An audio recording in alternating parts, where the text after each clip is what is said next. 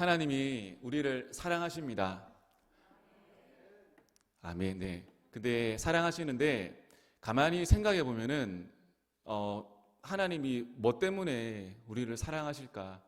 이토록 죄짓고 부족하고 연약하고 아무것도 하나님 아버지 앞에 자랑할 것이 없는 우리인데 하나님 우리를 사랑한다 하십니다. 하나님 세상을 이처럼 사랑하사 독생자를 주셨으니 이는 그를 믿는 자마다 멸망하지 않고 영생을 얻게 하려 하심이라. 우리를 너무 사랑하셔가지고 자신의 독생자 아들을 이 땅에 보내셔가지고 우리를 대신해서 십자가에 죽게 하셨습니다. 하나님 우리를 너무 사랑합니다. 근데 계속 생각해야 될 건 뭐냐 하면 왜 사랑하실까가 중요한 것이 아니라 하나님이 사랑하신다고 하면 그 사랑을 믿고 그 사랑에 힘입어서 그 사랑을 누리는 것이 중요하다고 생각합니다. 왜 나를 사랑하실까? 이것에 머물러 있는 것이 아니라 하나님 나를 사랑하신대. 하나님이 나를 죽을 만큼 사랑하신대. 그 사랑을 누리는 겁니다. 그 사랑을 가지고 이 땅에 힘차게 살아가는 것입니다. 오늘 이 말씀을 통해서 우리가 어떤 사랑을 누리고 살아야 되는지, 이 사랑을 통해서 인생 가운데 어떤 것을 구해야 되는지 우리 말씀을 통해 보도록 하겠습니다. 첫 번째는 여러분, 사랑해야지 기쁩니다. 1절부터 3절 보시겠습니다. 내가 사람의 방언과 천사의 말을 할지라도 사랑이 없으면 소리나는 구리와 울리는 꽹과리가 되고, 내가 예언한 능력이 있어 모든 비밀과 모든 지식을 알고 또 산을 옮길 만한 모든 믿음이 있을지라도 사랑이 없으면 내가 아무것도 아니요, 내가 내게 있는 모든 것으로 구제하고 내 몸을 불사르게 내줄지라도 사랑이 없으면 내게 아무 유익이 없느니라. 아멘. 신앙생활에 큰 원칙이 있습니다. 큰 원칙이 뭐냐면 예수님 말고는 아무것도 자랑하지 않아야 됩니다. 만약에 예수님 말고 나의 것을 자랑한다면 반드시 일어나는 일이 있습니다. 뭐냐면 시기를 일으킵니다. 분열을 일으키고 질투를 일으킵니다. 결국에는 자랑하는 사람이 많을수록 그 공동체는 무너지게 되어 있습니다. 여러분, 진짜 외국인 부자들의 특징이 있습니다. 특징이 뭐냐면 진짜 부자인데 밖으로 나올 때는 허름하게 나옵니다. 밖에 나올 때는 차가 몇 대가 있습니다. 근데 밖에 나올 때는 좋은 차 타고 나오지 않습니다. 진짜 가족들끼리 자기들끼리 모일 때는 누리지만 공동체나 어디 나올 때는 가장 평범한 차림과 모습으로 나옵니다. 결코 자랑하는 것을 극도로 피합니다. 왜냐하면 자랑하게 되면 여러분 분열되기 때문입니다. 고린도 교회 성도들에게 많은 은사가 부어졌습니다. 근데 여러분 생각해 보십시오. 고린도 교회는 옛날부터 세워진 교회가 아닙니다. 사도 바울의 전도에 세워진 교회입니다. 쉽게 말해가지고 아직까지는 고린도 교회 성도들이 세상의 때가 덜 벗겨진 상태입니다. 여러분, 신앙생활도 한 번 은혜 받았다고, 한 번 은사 받았다고 뒤집어졌다고 끝입니까? 아니지 않습니까?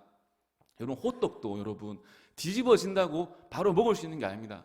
뒤집어져가지고 충분히 익어야 됩니다. 성격 급해가지고 뒤집어가지고 뒤집어졌다 해서 먹으면 설이 익었죠. 성도는 마찬가지입니다. 한 번 은사 받았다고, 한 번 은혜 받았다고 모든 게 끝나는 게 아닙니다. 날마다 지속적으로 말씀 앞에 내 인생을 점검해야 됩니다. 내 인생을 점검해야 됩니다.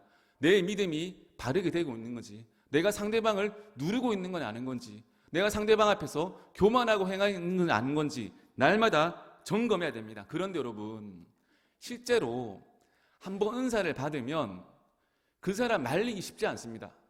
저도 목회자를 하기 위해서 가정 가운데 얼마나 많은 은혜 체험, 은사 체험이 있었겠습니까? 근데 저는 아무리 제가 은사가 있다, 은혜를 받았다 해도 주변에 믿어주질 않는 거예요. 왜 믿어주지 않는가 하면 그 유명한 고신교단인 거예요. 고신교단. 남의 말 절대 안 듣습니다. 은혜 받았다, 은사 받았다 해도 믿질 않아요. 그런 거 없다. 아무도 안 말아주니까 저절로 겸손해지더라고요. 저절로. 그렇구나. 근데 여러분, 되게 은사 가지고 있으면, 은혜 한번 받으면 사람 무서워집니다. 은사 받기 전에, 은혜 받기 전에는 순했거든요. 근데 은사 받으면부터는 눈빛부터 달라집니다. 툭 째져가지고 내가 은사를 받았어. 이렇게.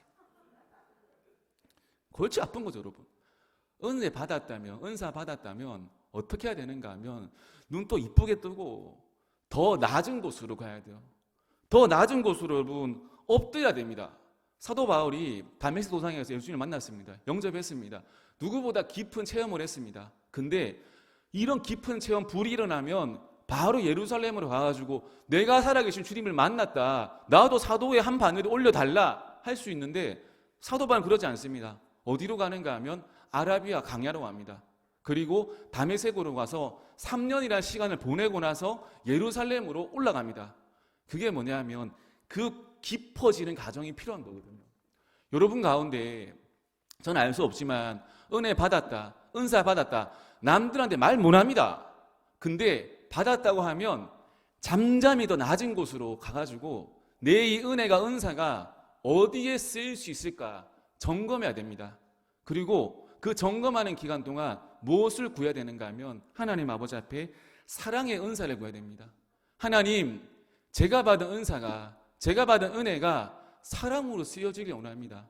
나를 드러내고 공동체를 해치는 것이 아니라 진짜 공동체를 세우는 이 은사가 되길 원합니다. 저 요즘 시대를 보면 사실은 물질도 은사인 것 같습니다. 저 예전에 보면 어릴 때는 돈 많이 가진 사람이 부러웠거든요. 근데 이제는 돈 많이 가진 사람이 걱정이 됩니다. 나이가 든 거죠, 제가 이제. 돈 많이 가진 사람 보면 걱정됩니다. 왜? 그 돈 때문에 사람 무너질 수 있거든요. 여러분, 돈 다 싸들고 할 수 없습니다.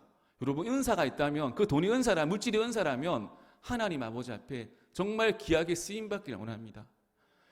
놔두면 썩습니다. 자녀들끼리 골치 아파집니다. 근데 이걸 귀하게 사용하기 위해서 이걸 깊어지는 거예요. 깊어져가지고 잘 사용해야 됩니다. 여러분, 사도 바울이 왜 고린도 성도들을 향해서 간절하고 답답해합니까? 이유는 뭐냐면 이 고린도 지방은 이게 지도를 보면 100%는 아니지만 여수 돌산이랑 느낌 비슷합니다. 야, 이제 보십시오. 돌산 느낌이 좀 나요. 돌산하고 여수 느낌이. 돌산이란 말이 아니고요. 근데 이 특징이 뭐냐면 해상 무역이 발달한 지역입니다. 쉽게 말해가지고 상업이 발달하고 돈이 넘치고 무상 숭배가 넘쳤던 곳입니다. 성령께서 은사를 부어주시는데 다른 어떤 교회보다 더 강하게 부어주십니다. 사람들이 갑자기 은혜를 받다 보니까 이 정신을 못 차리는 겁니다. 초대교회 성도들에게 주신 방언이 여러분 지역 방언이거든요. 그 예루살렘 지역의 모든 모인 사람들이 난 곳의 방언을 들었습니다. 근데 이 당시에 요즘 시대에 받는 방언은 뭐냐 하면 천상의 방언이지 않습니까? 천사들의 방언. 제가 진앙교에 있을 때 참 재밌었습니다. 새벽 예배를 드리면 1분단, 2분단, 3분단, 4분단이지 않습니까? 담임 목사님께서 주기도문 끝나고 음악 다 틀지 않습니까? 그럼 1분단부터 시작합니다. 샬라 시작합니다. 2분단은 안 지려고 하거든요. 블라블라블라블라 하고. 3분단은 뭘 자꾸 끓여요. 배식끼리 뭐 끓여요. 이렇게. 뭘 자꾸 끓여. 4분단도 끓여요. 라라라라라 하고. 그러면 이게 뒤에서 목회자니까 좀 정리가 되었으면 좋겠거든요. 정리가 되었으면 좋겠는데 5분 지나면 본당에 아무도 안 남아있습니다. 그 4분만 남아가지고 서로 빠빠빠빠빠빠빠 돌아보면 넷밖에 없어요. 그 누가 먼저 자리에 떠나 경쟁하는 거예요. 저는 절대 안 집니다. 저는 끝까지 자리 지킵니다. 뒤에 앉아가지고 이 권사님들 집에 갈 때까지 갱입니다. 이렇게.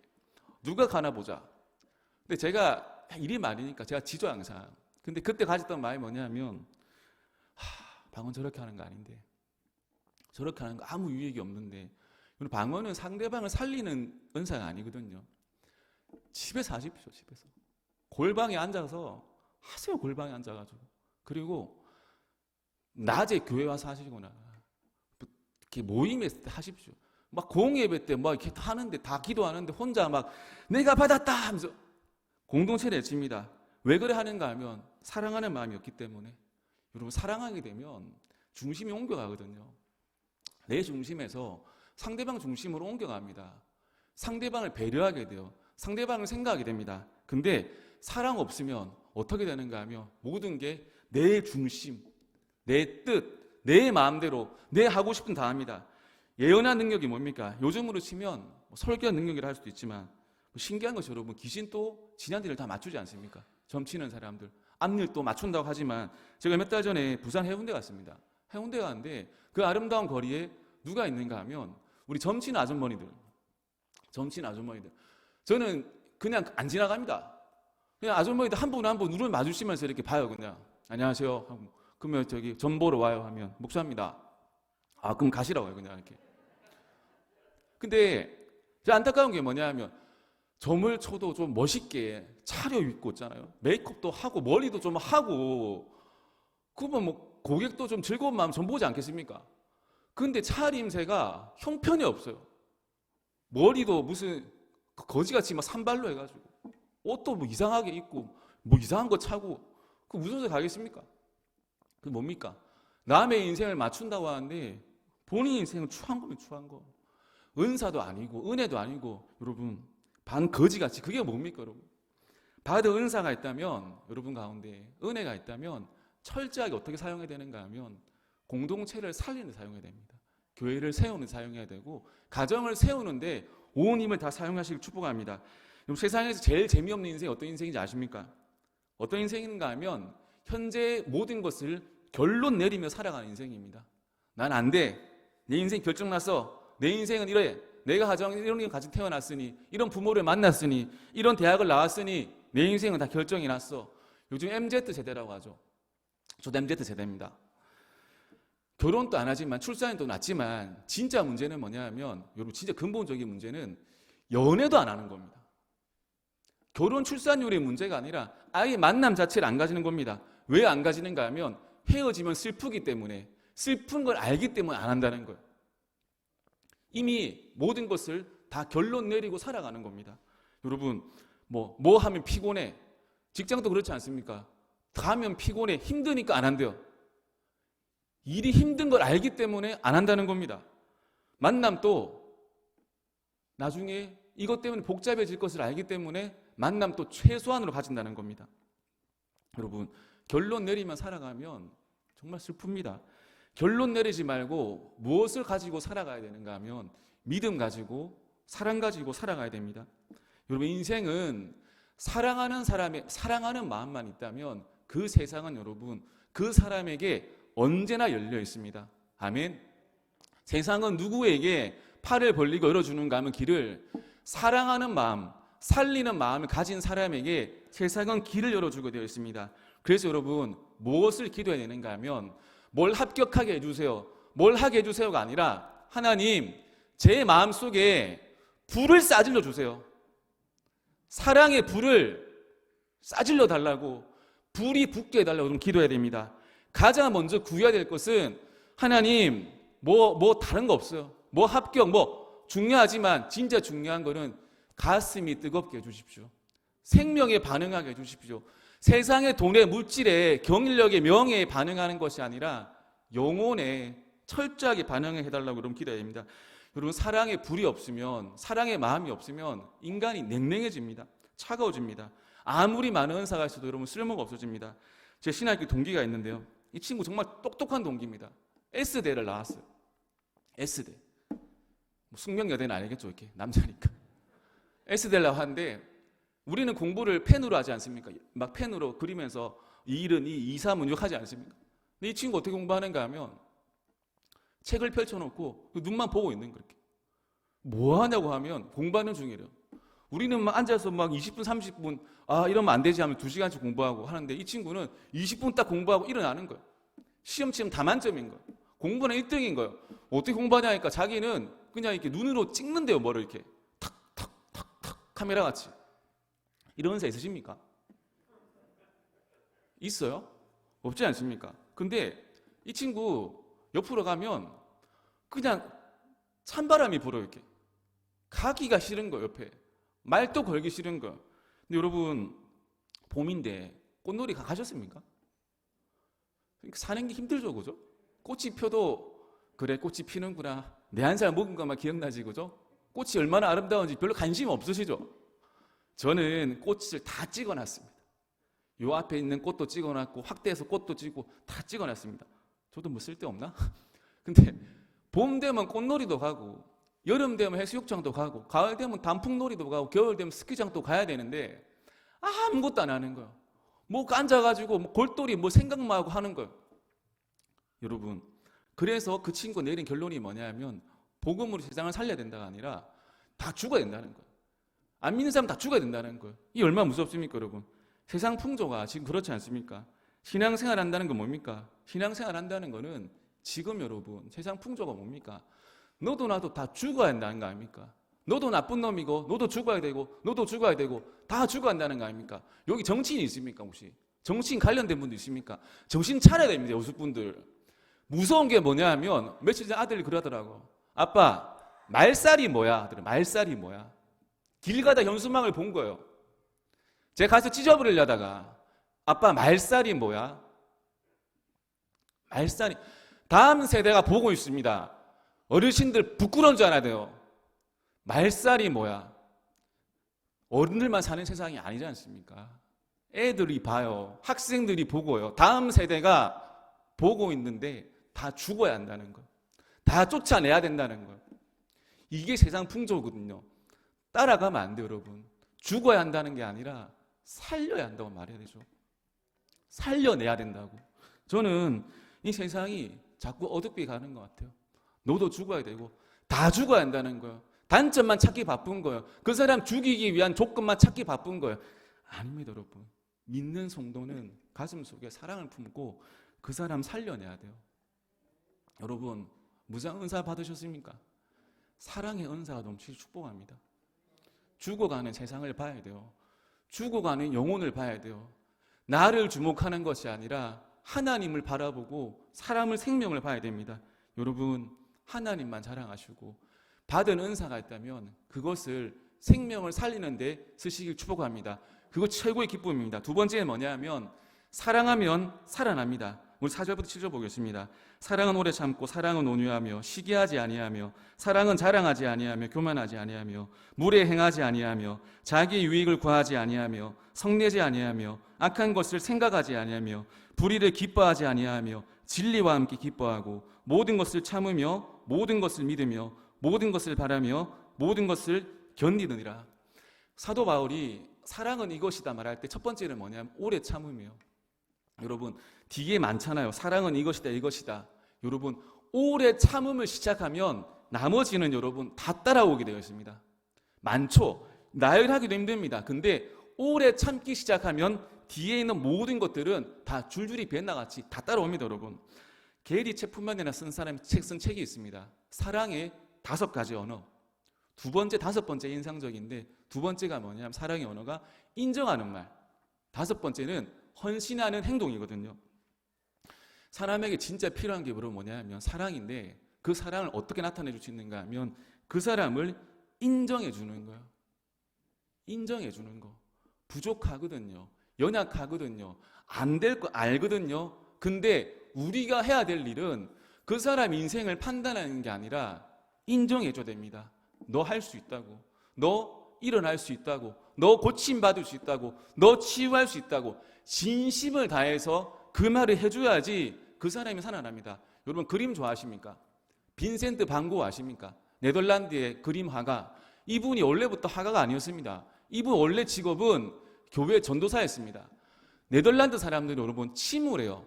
표정들이 좋지가 않아요. 축구 보면 네덜란드 선수들은 골을 넣어도 웃질 않습니다. 사람들이 골을 넣었는데 기분 나빠하는 것처럼 이렇게 골 여기서 태어난 거예요. 근데 이 빈센트 반 고흐의 마음속에는 영혼을 향한 뜨거운 마음이 있었어요. 그러니까 교회는 냉랭한 거예요. 지금같이 아무도 아멘 안 하는 거예요. 이렇게 아무도 설교해도 그래 넌 설교해라. 내가 아멘 하나 봐라. 내가 아멘 하나 봐. 이 느낌으로 있는 거예요. 근데 빈센트 반 고흐가 막 불이 있는 거예요. 막 전도하고 마치 어떻게 사야겠는가 하면 한국의 전도사 1년 반차처럼 전도하고 설교하고 찬양 봉사하고 다 했겠죠. 근데 네덜란드 사람들이 시니컬한 거예요. 마음에 안 드는 거예요. 열정적인 모습이 마음에 안 드는 거예요. 마음에 안 들면 가만히 있으면 됩니다. 마음에 안 들면 가만히 있으면 돼요. 근데 마음에 안 들면 말 다 해야 되는 거예요. 말 다 했습니다. 너 마음에 들지 않는다고. 빈센트 반 고흐 너 사역하는 모습이 난 싫다고. 빈센트 반 고흐가 이게 용갈 통뼈거든요. 버티다가 그 교회에서 쫓겨났습니다. 그래서 찾은 세컨 잡이 화가예요. 화가. 그림 보면 힘들거든요. 근데 그 그림이 영혼을 살립니까? 그 그림이 영혼을 살립니까? 아니거든요. 이 사람만 네덜란드에서 계속해서 사야겠다면 아마 영적 부흥은 네덜란드에서 일어났을 것입니다. 놓친 거죠, 여러분. 제가 한 가지 물어보겠습니다. 신앙생활 하는 가운데 여러분, 꿈꾸는 모습이 무엇입니까, 여러분? 무엇을 꿈꿉니까? 신앙생활 하다가 내가 방언하면서 내가 불수레 타고 하늘로 올라간 엘리야를 꿈꾸십니까, 여러분? 아니지 않습니까? 하나님이 원하시는 우리 신앙생활 최종 모습은 사람 냄새 나는 사람이 되는 거예요. 사람 옆에서 내가 높아지는 게 아니라, 내가 영적으로 보이는 게 아니라 진짜 그 사람 옆에서 참된 사람이 되어주는 게 우리의 목적이고 부르심입니다. 제가 세상 답답한 게 뭔지 아십니까, 여러분? 제가 젊잖아요. 간혹 보면 뭐 그런 우리 교회 이야기는 아닙니다. 와, 우리 목사님은 영적이야. 신비해. 신비는 무슨 신비입니까? 인간이 인간이지. 왜 사람 보고 신비하다고 합니까? 교주입니까, 교주? 우리 목사님은 우리 교회 아닙니다. 말씀에 집중하고 기도에 집중하신다고 우리랑 식사할 틈도 없으죠. 없기 비밀 말씀해 드립니까? 신비적인 게 아니고 사회성이 없으신 거예요. 성도들하고 이 말 저말 하면 영성, 인성 다 뽀록나기 때문에 사모님이 사무실에 박아놓고 못 나오게 지키는 거예요. 이게. 또 제가 제일 이해 안 되고 제일 제가 보기 싫었던 건 제 동기 중에 한 명인데, 나이도 얼마 안 먹어놓고 걔가 개량 한복을 그렇게 입고 돌아다닙니다. 고무 신고 개량 한복 입고 도인이 되고 싶은 거죠. 맞아야 됩니다. 맞아야 됩니다. 제가 걔 못 때린 게 한이 됩니다. 정신 차리도록. 신학교 떠나면 아무도 말해줄 사람이 없거든요. 왜 그런 줄 아십니까? 그 수트핏이 자신이 없어서 그런 겁니다. 근력을 키우든지 운동을 하든지 살을 빼야지. 그 수트핏이 자신은 그런 겁니다. 영적인 거 아닙니다. 또 발걸음 느리게 다니시는 분들 있죠. 막 하면서 이렇게 말도 막 끄시는 분들, 이지 짠 않습니까? 그 진중한 게 아니고 게으른 겁니다. 게으른 거. 게으른 거예요. 게으른 거. 아무짝에 쓸모없는 거예요. 걸음걸이는 사람들. 설교할 때도 목소리 깔면서 믿습니까? 얼마 전에 저 만나는 젊은 목사님인데 주야 하더라고. 짜증 나가지고. 병든 거죠. 병든 거. 신비한 게 아니고. 사람 냄새가 나야죠. 또 사람 냄새 나는 거 싫어하십니까? 사람 냄새가 나야 돼요. 사람 냄새가. 우리 목사님 문제가 있으면 당대상에서 몇 날 며칠이고 기도하고 안 내려오셔. 왜 안 내려옵니까? 빨리 집에 가서 애도 보고 설거지도 하고 밥도 하고 해야죠. 왜 여기서 잠을 왜 잡니까? 여기서 병든 거예요. 병든 거. 근데 신기한 거는 그 병든 모습을 사람들이 원한다는 거. 종교성이에요. 종교성. 하나님 기뻐하시는 거는 누가 아프면 그 사람 옆에 있어주는 거예요. 그 사람 옆에 머물러 주는 겁니다. 사람 냄새가 나야죠. 왜 신비한 냄새가 나려고 하십니까? 제자 훈련 내용들은 이야기하지 않거든요. 근데 제가 이렇게 말했습니다. 다들 열심히 하려 하지 마시라고. 우리 이거 잠깐 하고 끝내는 게 아니라 평생 해야 되는 일이기 때문에 스텝을 천천히 가죠. 천천히. 대단한 뭔가를 1년 동안 이루고 끝이 아니라 우리는 평생 하나님 닮아가는 사람을 살아야 되기 때문에 호흡을 천천히 가는 거로 천천히. 이제 못 들어오십니다. 끝났습니다. 이제. 목회자는 말씀 잘 준비하고 기도 열심히 하는 게 그게 영적인 거 아닙니까? 다른 걸로 포장하고 다른 걸로 뭐 하려고 하면 하나님 기뻐하시겠습니까? 저는 약 알레르기 반응이 있거든요. 약을 못 먹어요. 약 먹으면 맨날 며칠이고 배가 아파요. 근데 제가 유일하게 약 타도 절대 약 안 먹습니다. 근데 제가 유일하게 약 먹을 때가 있어요. 설교하기 전에 아프면 약을 먹습니다. 왜? 아파서 딴소리 할까봐, 이상한 소리 할까봐, 경건하게 뭐 못할까봐 합니다. 여러분 컨디션 좋게 만나려고 이렇게 평소에는 구겨진 거 있거든요. 올라올 때는 반듯하게 입습니다.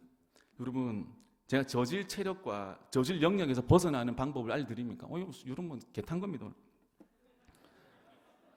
저질 체력과 저질 영역에서 벗어난 방법 알려드립니까? 제가 크게 한번 대답해 주십시오. 마음속에 간절히 누군가를 살리고 싶다는 마음을 먹으시면 됩니다. 그러면 일단 위선이 벗겨집니다. 누구를 간절하게 세우고 싶다, 간절하게 살리고 싶다고 하면 이 마음 독하게 먹으면 웬만한 상태는 여러분 다 회복할 수 있습니다. 목적이 있어야 회복되는 거거든요. 내 영역이, 내 체력이 언젠가 회복되겠지. 안 됩니다. 당장 마음 먹어야 됩니다. 나를 통해서 살아나길 원한다. 나를 통해서 가정이 살아나길 원한다. 하나님께서 이 땅에 예수님 보내실 때 걸음 느리게 안 보내셨습니다. 신비로운 의복 안 주셨습니다. 장수하기 위해서 보내신 거 아닙니다. 손에 피 한 방울, 물 한 방울 안 묻히고 그렇게 살아가기 위해 이 땅에 예수님 보내신 것이 아닙니다.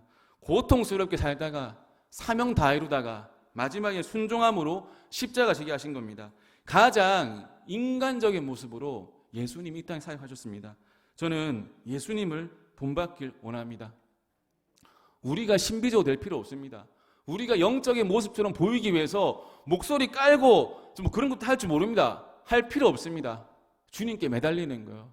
주님을 높이는 거예요. 주님의 능력 구하는 겁니다. 그런 사람 되게 축복합니다.